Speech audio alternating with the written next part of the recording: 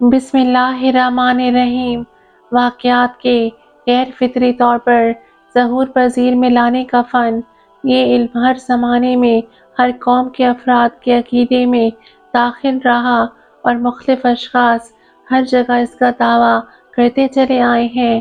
قدیم مصر کے پجاری اس دعوے پر اپنی عبادت اور مذہب کی بنیاد رکھتے تھے، چنانچہ قربانیاں جادو ہی کی بنیاد پر دی جاتی تھیں۔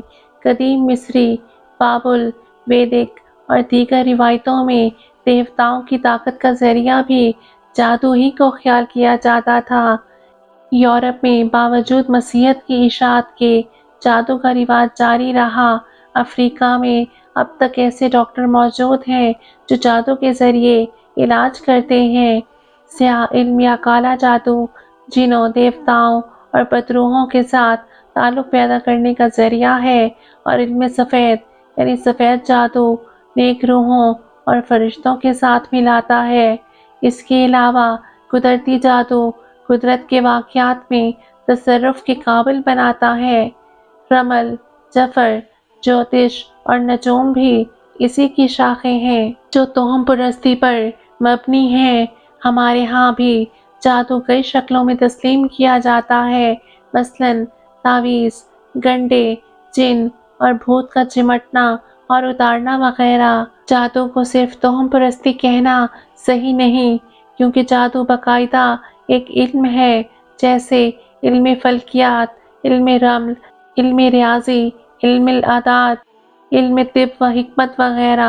مذہب دین اسلام میں جادو کرنا گناہ کبیرہ ہے، بلکہ جادو کروانے والا دائرہ اسلام سے خارج ہوتا ہے۔